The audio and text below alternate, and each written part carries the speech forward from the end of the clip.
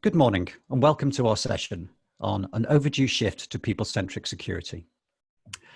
Today we're going to discuss how the vast majority of cyber attacks leverage human errors rather than technical flaws, and how really the only way to combat today's advanced attacks is to focus on protecting the people within your enterprise. We'll explain why this shift to people-centric security is relevant to every organization, and we'll touch on the different models for implementing such a people-centric strategy within your firm. First, let me introduce myself. My name is Andrew Rose. I'm the resident CISO at Proofpoint, and I recently joined from MasterCard, where I was Chief Security Officer for one of their major subsidiary organizations. And I've also been Chief Information Security Officer at UK Air Traffic Control and several major law firms. And today I'm joined by Adenike Cosgrove.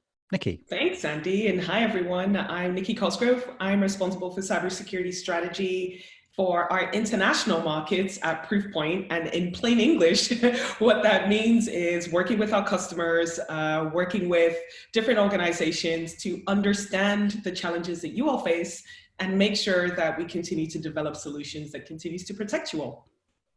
Super, thank you.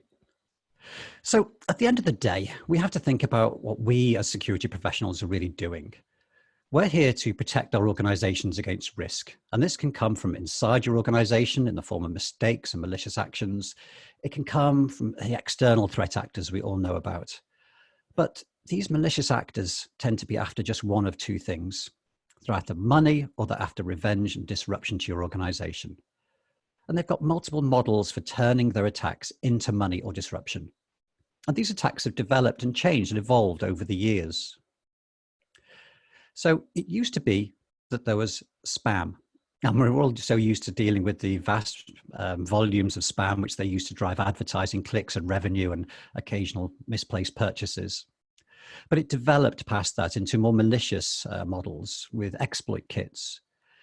And now we see them following distinct attack paths. Either they're just tricking you into giving them money for nothing, the business email fraud, or they're stealing your data and monetizing it, data theft of personnel records, intellectual property, payment card details. And finally, they're disrupting your ability to do business and monetizing it with ransomware, which can be cataclysmic for an organization. And sometimes they don't even bother monetizing it. They'll sit back and they'll use wiper software. They'll just create havoc, disrupt your organization, and leave it at that. So let's briefly walk through these common attack chains. So this is a hugely common one where they leverage the complexity of your organization and the complexity of your financial model against you. They'll simply create fake emails and false invoices and send them to your staff, with urgency in the email, threatening to cut off services or apply legal action against your firm. And then they'll hope for human error and a lapse in judgment, and the fact that someone will then pay that invoice by mistake. Now, these payments happen much more frequently than you think, and for much higher figures. Now, Nikki, do you have some details on how much that may cost organizations? Yeah, I think the really interesting thing, and maybe scary thing as well, is that the FBI have been tracking financial losses from business email compromise, CEO fraud, email fraud for a number of years now. And for the last 3 years, from 2016, I believe, to 2019, they found that the financial loss from business email compromise attacks was 26 billion. Now, bear in mind, that's only what's been reported to the FBI. There are a number of different countries where obviously the FBI doesn't have jurisdiction. And we expect that the loss will be in the hundreds of the billions in different organizations. And there are some interesting situations or examples that we've seen in companies that are highly hierarchical, right? Where you do what your boss tells you to do. You get an email from the CEO or the CFO and they tell you, hey, we've got this urgent acquisition. I need you to send X number of or million of dollars or pounds or whatever the currency to the account so that we can complete this acquisition. And yeah, some big brands and some big names have wired $100 million plus to cyber criminals. It's alarming. And as a CISO, I think, how could this happen? How could you lose such big big amounts of money in this way, but it's true, it happens. It's quite amazing, and it's such a simple way to extract money from an organization. But attackers have developed this model, and they've moved it on to become even more compelling. So now what they do is they'll break into being part of that legitimate conversation. They'll steal access rights to a real account, and then they'll hijack that existing thread. They'll redirect payments in a much more credible way. And this leads to more success for them. And it can be really difficult to warn staff what to look out for. It's relatively simple to warn them about CEO fraud and what to look for. But when that misleading information is coming from the correct email address, it can be much more challenging. And so we often see this targeting supply chains or vendors to organizations. And as a CISO, I've got personal experience in dealing with attacks like this, where the organization I was working with at the time paid money to the wrong account because their webmail had been hacked. And although we had a legitimate conversation with the organization, what we thought was a legitimate conversation, the money was being put into a fraudster's account. So this path is what the attackers are looking at the moment. But this path can lead to even scarier things, because once they have your credentials, they're going to look to maximize their access. They will look to identify where the valuable data is within your organization, and then they'll steal that, and then they'll plant ransomware. And this maximizes their leverage on you as an organization to pay up. I'm sure we've all seen organizations go through this painful process recently. Travelex is one organization that we saw had great problems with data being stolen, and then ransomware damaging their organization, their ability to trade. It puts you in a really awkward position. Many organizations have the stated goal of we don't pay ransomware, but actually once all your data has been stolen too, the attackers have great leverage. So you have to recognize that this ransomware is at the end of the chain, and that once you detect ransomware, you may already have been financially defrauded and your data stolen. So actually detecting credential theft is a leading indicator. If you can detect this early on, then actually you're in a better place to stop the worst case scenario happening to your organization. So these are some of the threats that are around there, but this has all been amplified by COVID, as you can guess. So COVID has come in and has changed how things are working. We've seen attackers pivoting their content to focus on COVID. Now, we didn't detect that the volumes of threat changed markedly, but what we saw is 80% of the content started to pick up a COVID-related theme. So this example on screen at the moment, it's warning of a potential infection, and it's got all the traditional warning signs in terms of, emotive action line and, clicking on a link that takes you somewhere malicious. It's all the normal stuff that you'd expect to see, but that COVID theme tends to give it more credibility, and people are actually falling for these. And it's not just ones like this. You have phishing emails claiming to be from respected firms, trying to direct customers to sort of new information or to refund opportunities. But we all know where that takes them. This is all fake email, which leads them somewhere malicious. So we've seen the traditional sort of COVID-related phishing attacks, but we've also seen attackers target cloud accounts.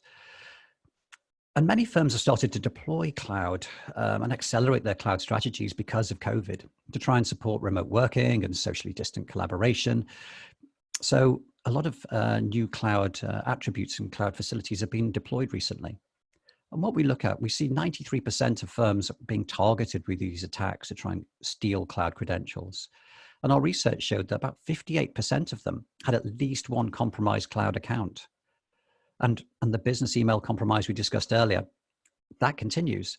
We pick up over 15,000 of those each day, and 50% of our customers have seen VIP impersonated emails claiming to be from their CEO or the CFO to try and make those fraudulent payments go through. So the volumes we see confirm that malicious email, cloud account compromise, and business email compromise fraud are some of the leading threats to organizations right now. And this is borne out by the Verizon data breach study.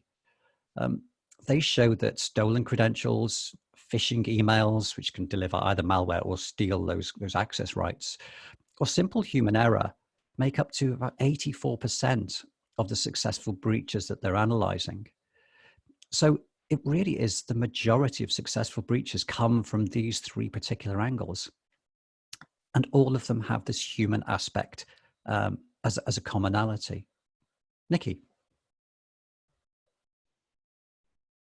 Yeah, so I think the interesting thing with the data that we see from the Verizon Data Breach Report and the data that you shared from Proofpoint's threat research as well is, the vast majority from the outside coming in are targeting our data. They're ultimately trying to get money, but they're trying to leverage our people to do something. They're socially engineering our people to act in specific ways. And I think really the important thing to pay attention to is that the data doesn't lose itself. Right? It's either an external criminal coming in, looking for a vulnerability, whether it's a technical vulnerability or human vulnerability, and ultimately getting access to the data. But the important thing from that Verizon data breach report as well is that 22% of the data breaches that they analyzed were because of human error. Somebody internally, an insider, a user within the business making a mistake, that negligent user. We talked about the compromised user. That's where the criminal ultimately gets the access to the username and the password of the user and pretends to be that user to get access to the data within the business.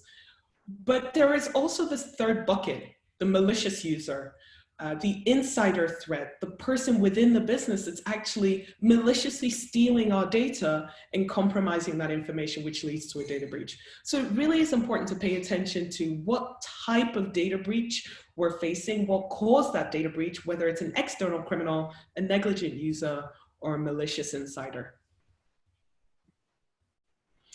And again, pivoting back to Proofpoint's data and our threat research, when we analyze the overall threat landscape, when we look at all of the threats that are targeting businesses internally, we see that over 90%, almost 100%, 99.999% of all of the threats that we block targeting Proofpoint customers, they have no technical vulnerability. They're not looking for technical vulnerabilities. They're not looking for vulnerability in the data center or vulnerability on the endpoint. They require somebody to do something. They send a phishing email with a link requiring a user to click on that link and type in their username and password and ultimately compromise their details. They're sending attachments to individuals within the HR department pretending to be CVs. The HR professional opens that attachment, they enable the macro because they want to read the CV. And of course, what they've done is installed malware, which could ultimately lead to ransomware. So it's important to recognize that the vast majority of threats that are targeting businesses now require somebody within that business to do something, somebody to interact with that threat, or just send the money or data directly to the criminal. So it comes to this. This slide is pivotal. When a CISO looks at the environment, they often see it as a collection of technologies, controls, systems, processes, which come together to protect the organization. However, when an attacker looks at the same organization, they see it as a collection of people, of users, of VIPs, of administrators, of payroll. They see that all these people because they are the perimeter of the organization. This is a fundamental shift in security. The attackers are building a people-centric view of your organizations. So why are they doing this? Well, simply put, people are the new organizational perimeter. Wherever the data is, whether it's inside your organization or in a cloud database, you have to allow your users to have access to it. You can apply controls in terms of encryption, access control, role-based permissioning, network security. All of those pieces can be put in place.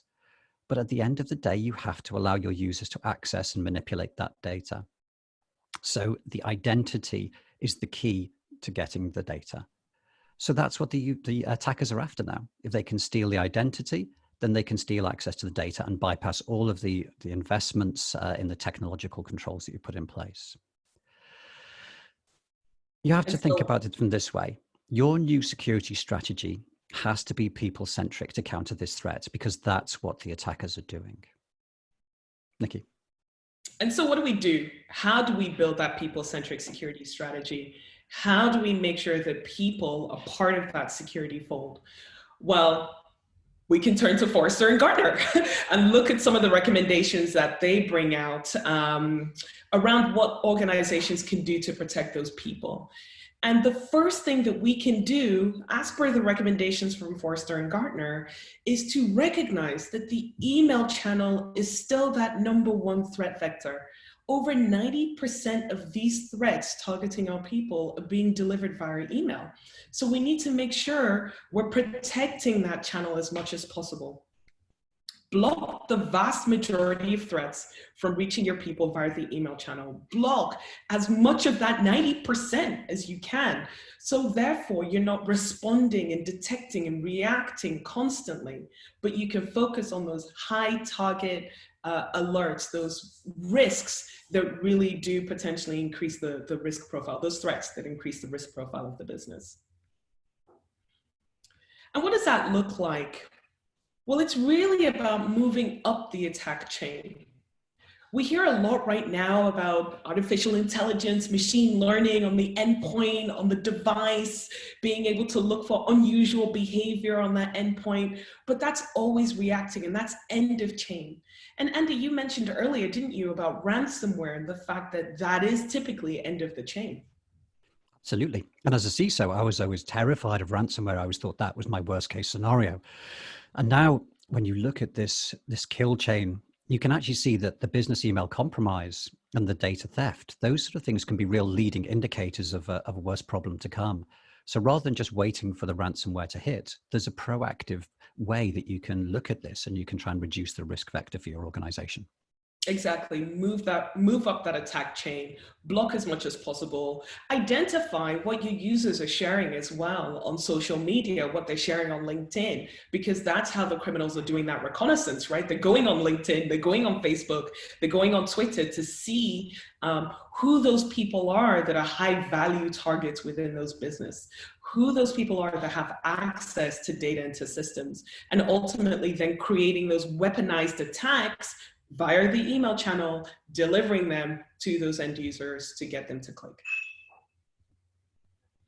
Once you've protected or blocked those threats coming via email, then it's really critical that we make sure that the people that are being targeted recognize that they are indeed being targeted. It's important that people become part of that security fold. We need to understand our businesses and our people better than the cyber criminals do. An example or a story is the case of an organization that had a data breach. They're a car manufacturer. They wanted to understand what happened, how they got that breach. So we did some investigation and analysis, and we identified that it was one individual that works in the engineering department. And he had communicated on LinkedIn that he was responsible for all of the code for the key fobs for the cars, the fobs to open the cars. And so from a criminal's perspective, reading this on LinkedIn, it's like, well, that's fantastic. That's the person I want to target. Because as we know, criminal activity is not just in the digital world, it's also in the physical world. So as they're stealing those cars, they now have the code to unlock the cars that they've stolen. And so we need to understand those people that are responsible for code, because in that case, the IT team and the security team knew nothing about this guy. Make sure you understand your business, who's highly attacked. And it starts by looking at the attack profile of the individual. What threats are they getting? Who exactly are those threats targeting? How vulnerable are they? How likely is this person to click on a credential phishing attack and actually put in their username and password? And then finally, what's their privilege? What data access do they have? What access to financial systems do they have? What's their privilege within the organization? By understanding the vulnerability, attack, and privilege, you then understand who your very attacked people are, those VAPs, and ultimately who the criminals are much more likely to target. And this is an example of what that could look like. This is an advertising company, a global advertising company. And the perception of the security team was that the CEO was obviously the VIP, right? And thus they thought this would be the VAP. The reality is the PR managers had so much more access within the company. They were highly privileged because they were working with customers on confidential projects and had the keys to a lot of sensitive data that criminals wanted to get access to. So in this particular case, the VAPs were the PR managers. and not the CEO. And then in terms of actually protecting people, we also have to train them. We have to change some of those risky behaviors. That involves, first of all, identifying who those risky people are, who's clicking on those links, send out simulated phishing attacks, identify who's always falling for it. And then you send them to dedicated training based on their threat profile, the threats targeting them, but also based on their vulnerability, how likely they are to click on that threat. Build a training program to then build behaviors where those users are more likely to report those types of attacks to the security team. And then finally, around this people-centric security model, it's recognizing that we do have malicious insiders as well. You've got the outside in, with criminals trying to trick your users into compromising their credentials or installing malware.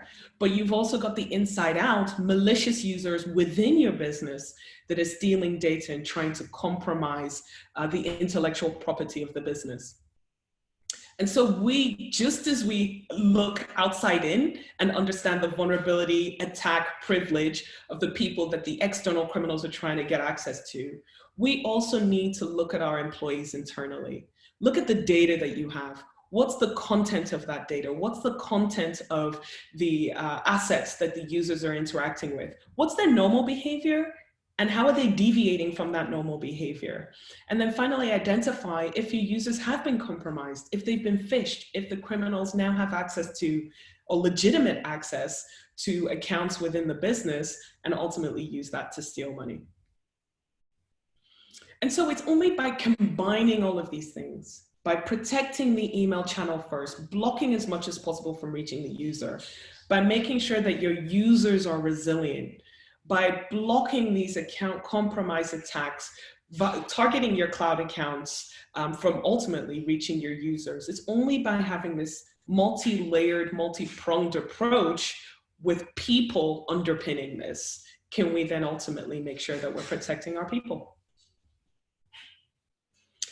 Now, for those that don't know about Proofpoint, this is exactly what we do. We protect, or we develop solutions that protect individuals and protect people from the threats that are targeting them from a number of different channels, whether it's the email channel. We build training and awareness programs. We also have compliance solutions and, of course, CASB capabilities to identify those compromised accounts. But I think more importantly, it's as the criminals are starting to collaborate, they're sharing intelligence about the businesses that they're compromising.